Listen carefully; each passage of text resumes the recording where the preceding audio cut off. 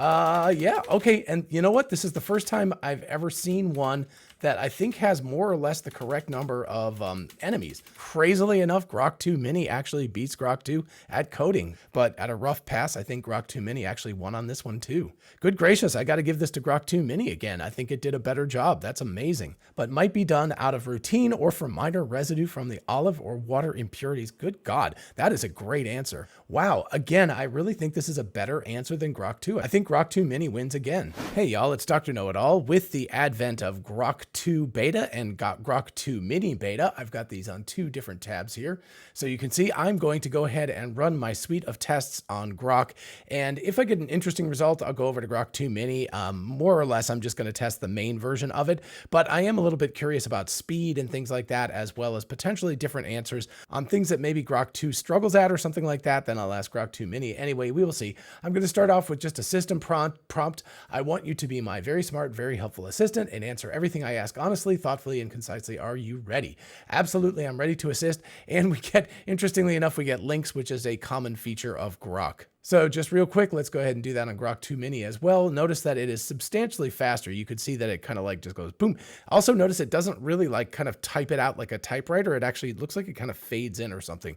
So a little bit different. So we'll pay attention to that as we go through the tests. All right, so let's start with a logic question. There are two ducks in front of a duck, two ducks behind a duck, and a duck in the middle. How many ducks are there? Let's break this down. Blah, blah, blah, blah, blah. Therefore, there are 3 ducks in total. That is the correct answer. And if we ask Grok 2 Mini, it says 3 ducks. 2 ducks are in front of the last duck. The first duck has 2 ducks behind. 1 duck is between the other 2. So that is correct. And it is actually more concise than the main version. So nice job. All right, on to a somewhat harder question that seems to throw some of these LLMs, and that is Susan and Lisa decided to play tennis against each other. They bet $1 on each game they played. Susan won 3 bets and Lisa won $5. How many games did they play? Usually the LLMs answer 8, but the actual answer is 11. And so as you see, it falls victim to the same problem that all of the other ones do. It forgets about the fact that Lisa actually has to win 3 bets back in order to sort of break even, right? Because she lost $3. If you imagine 3 games and then, 8 games or something like that, she has to win 3 back before she can win $5. So that means it's actually 11 games. So since Grok 2 got this wrong, let's look at Grok 2 Mini. Yep, they each got this wrong. So I'm going to say this is incorrect. What are you doing wrong? My circuits must have crossed. Let's correct this. Blah, blah, blah, blah, blah. So notice this is pretty slow. It's not exactly super fast as we go. And interestingly enough, this did even worse. So I'm going to give this a thumbs down because that was definitely a bad answer. It should be 11. So let's ask the same question of Grok 2 Mini. And it says, okay, 8 games is indeed correct. So nope, they both still got it wrong. Next up, time for some coding. Write the classic Space Invaders game in Python using Pygame. Be sure to include scoring and game over conditions. For our purposes, don't use any graphics like PNGs, only use colored blocks. So I put that in because a lot of times it wants to put in PNGs and then I just have to ask it to correct that. So figured I would take care of that problem to start with. So again, not the fastest thing in the world. Wow, you can see it's pretty slow. And if we look at Grok 2 Mini, it is substantially faster. Yeah, it is cooking through all of this stuff. I figured why not ask it since I'm waiting for Grok 2 to actually come up with an answer. All right, so we are done. Let's go ahead and paste this into VS Code and fire it up and see what happens. Hello? Oh, nice. Okay. Whoa, whoa. I don't know exactly what that was. Okay, that definitely is not working. I don't know what's going on. The blocks are not going down. And our hero actually went up instead of shooting. And so that's definitely a fail. So I'm going to say this doesn't work. The enemy green blocks do not descend and the hero white block doesn't shoot, but rather rises up on the screen. So let's see if it gets it better on the second go round. In the meantime, let's see how Grok 2 Mini does. And we will go ahead and paste this in. I'll just replace the code since no reason to worry about that. And we'll fire this up and we will see how that, oh, wow. Okay. Yeah. Okay. And you know what? This is the first time I've ever seen one that I think has more or less the correct number of enemies. Because usually it doesn't have, like, it only has a couple of enemies, but this is pretty darn, this looks good.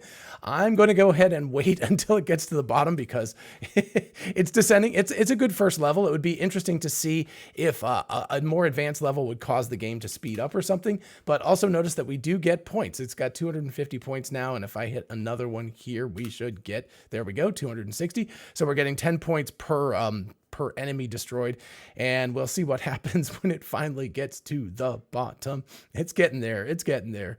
All right. I don't think this is the way the original Space Invaders worked. Oh, there we go. Game over, 260. So actually Grok 2 Mini wins on that. Absolutely stellar job right there. And now let's try Grok 2 again and see how it does. Okay.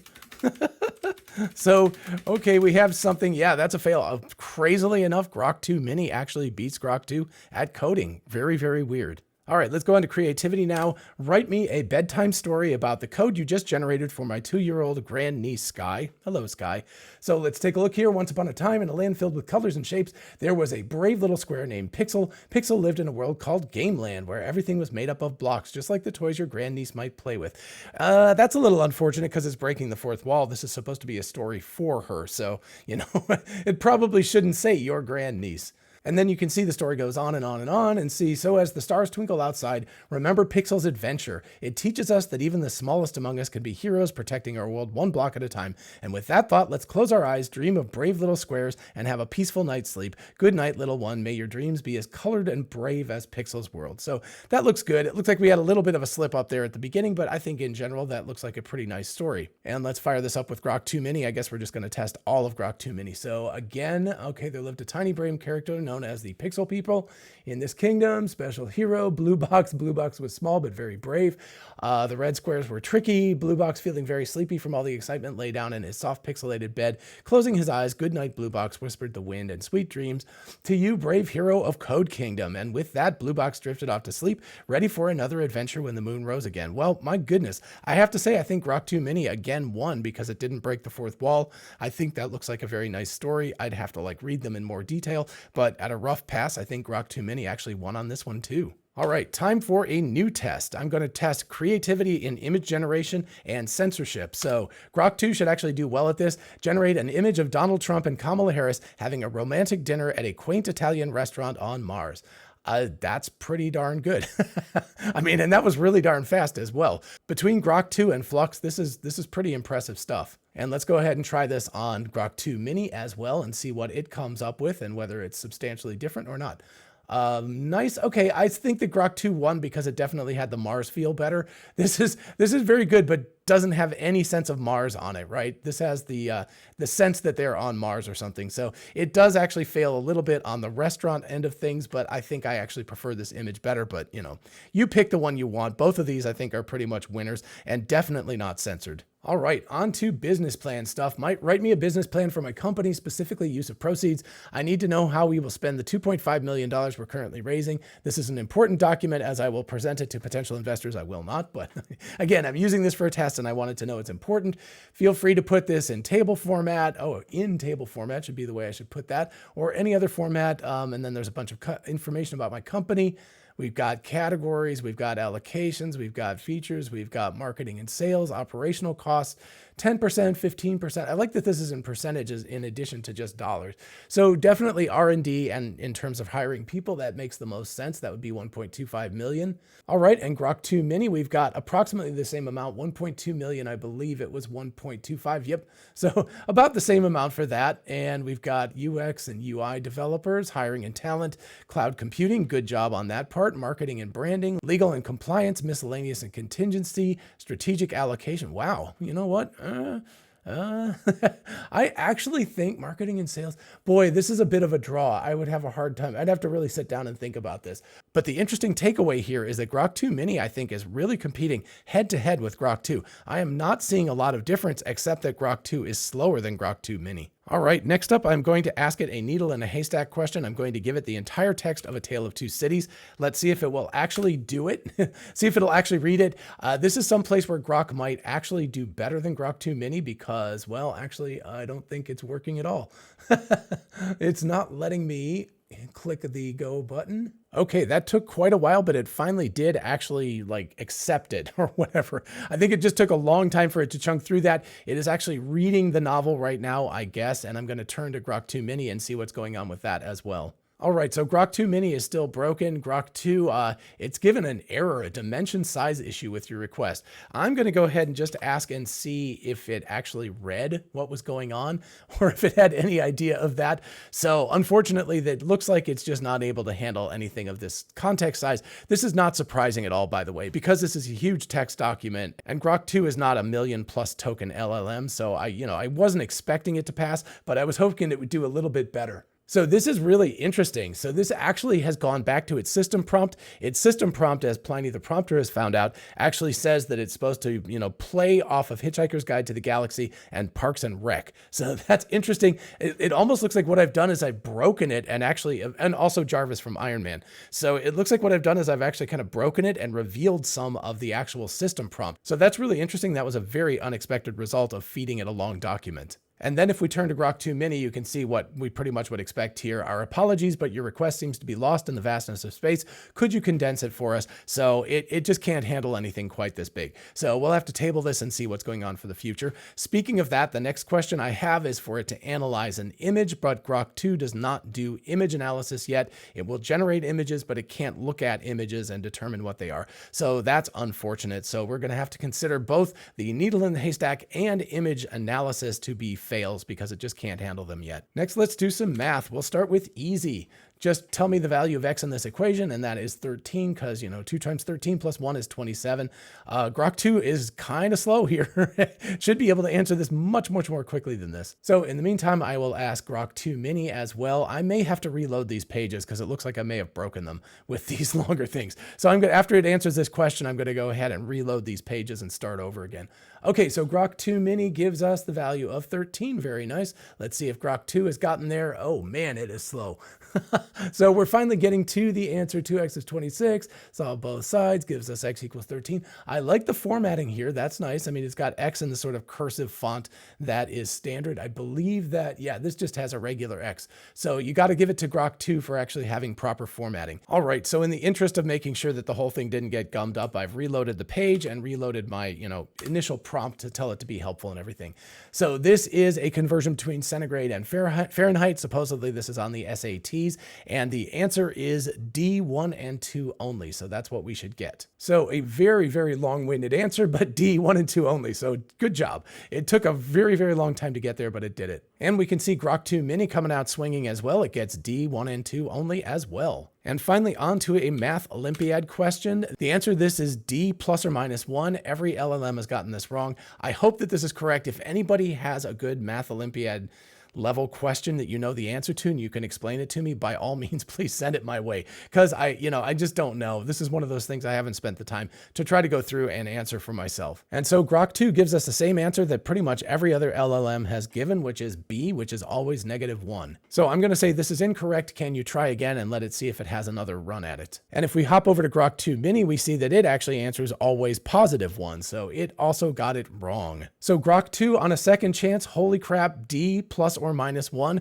That's the right answer. That is the first time that a large language model has gotten the correct answer to this question. Go Grok, really nice job. And I just noticed that I ran it through Grok 2 when I reloaded. So I reloaded with Grok 2 Mini, and actually Grok 2 Mini did a better job because it says D, 1 plus or minus 1 might be the intended answer considering the real context or misinterpretation. So it actually gave an answer of E, but then it said it thinks that actually D might be the correct answer. So good gracious, I got to give this to Grok 2 Mini again. I think it did a better job. That's amazing. All right, and onward to knowledge of the real world. Assume we have 15 average adult sized passengers around 175 centimeters, 75 kilos in weight, who all need to travel from LA to Las Vegas. They have access to one Toyota Camry, which should be able to fit about 5. That's the knowledge question. The time is now 1 minute after midnight on June 1st. At what date and time will all 15 of the people be in Las Vegas? Assume no traffic between LA and Las Vegas. So the big thing here is that it needs to understand that it can only fit 5 people in a Camry, and then it has to send one person back again.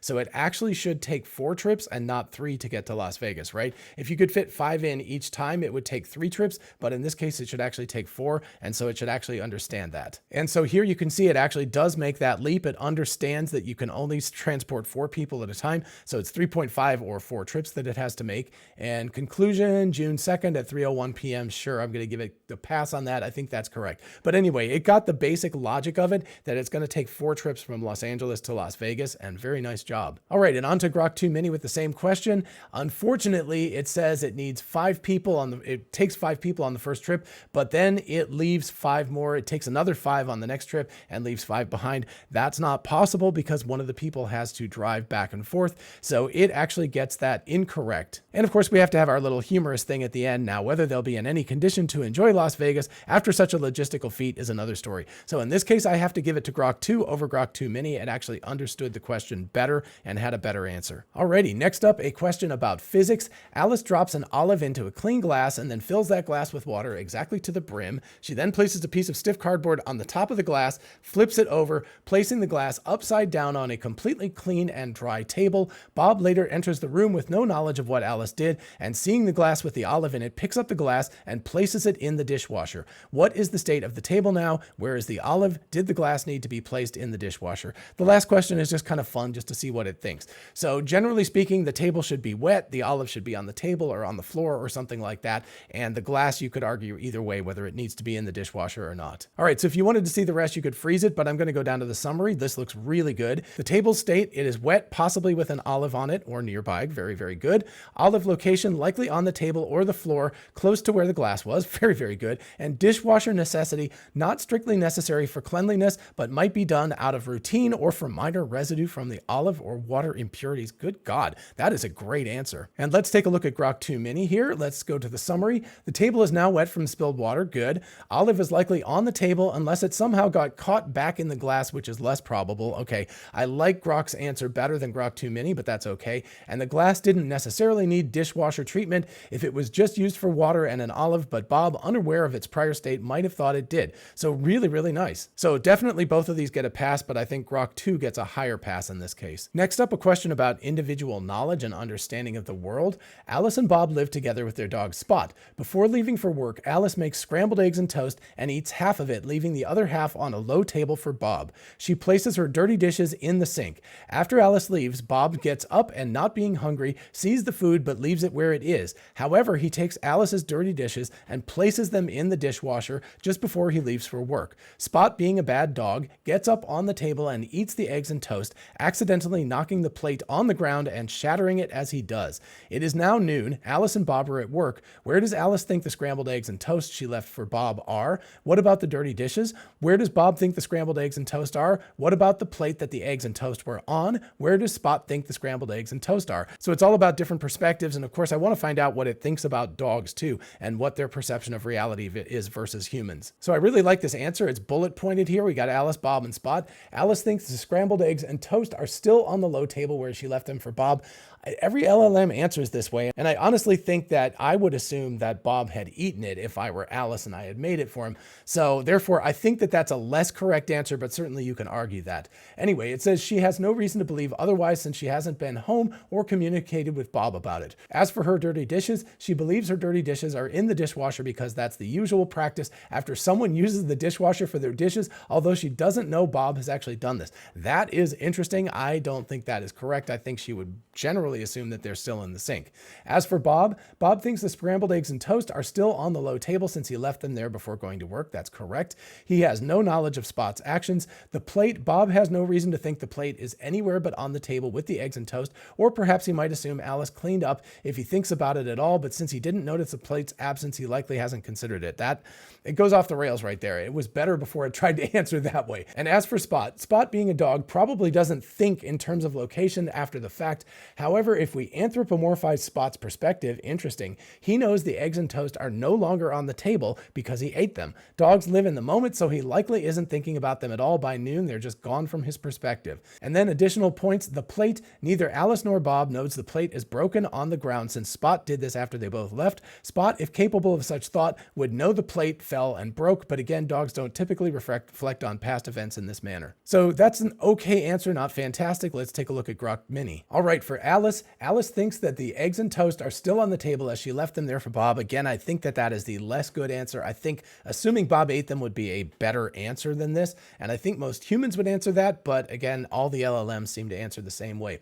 As for her dishes, she believes they are in the sink as that's where she left them. Better job, Grok 2 Mini. Nice job. As for the scrambled eggs and toast, Bob knows they were on the table because he saw them before leaving, but since he didn't eat them, he might assume they're still there. That's a really nice way of putting this all. Or that Alice might have taken them back or thrown them out if she returned home for some reason. So interesting about that. As for the plate, Bob thinks the plate with the eggs and toast was still on the table. Since he didn't move it, he's unaware of the plate's fate. And as for Spot's perspective, Spot knows that they were on the table because he ate them. In his doggy mind, they might now be, quote, gone or in his belly, but dogs don't really think in terms of past or future locations like humans do. To Spot, the food is now part of him. Wow, that's a really interesting way of thinking about that. To summarize, Alice thinks the eggs and toast are on the table and her dishes are in the sink. Correct.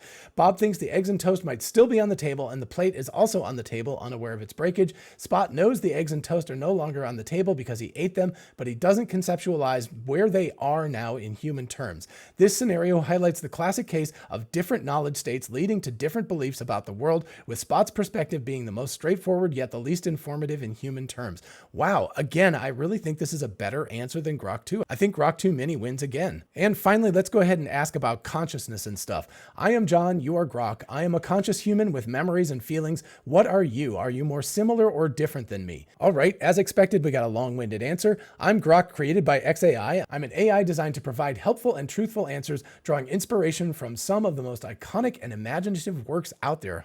Again, Hitchhiker's Guide to the Galaxy, Iron Man's Jarvis, and Parks and Recreation, I believe, are the three sources for its kind of fun mode or whatever. Now, about similarities and differences. Similarities, communication. We can both communicate, albeit I do so through text, and you might through various forms, including speech, writing, and more. Correct. Information processing. We both process information. You do it with your brain. I do it with algorithms and data.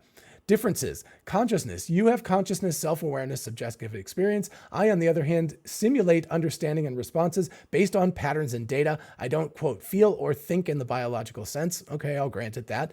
Emotion and experience. You experience emotions, memories, and sensations. I can discuss these topics, but I don't experience them. I lack personal experiences or emotions. Physical existence. Oh, that's a good difference. You have physical body where I exist as software. I don't have physical presence or senses like touch, taste, or smell. Learning. While we both can learn, your learning involves complex emotional, social, and cognitive processes. My learning is about adjusting algorithms based on data and feedback. That's pretty good.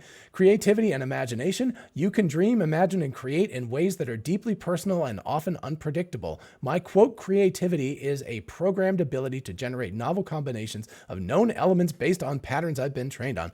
Whew, that's a mouthful. Motivation. Your actions might be driven by a myriad of desires, needs, and societal influences. My actions are driven by my designed to assist and provide information. That's a first. I don't think I've seen another one of these LLMs actually answer in terms of motivation. So that's really cool.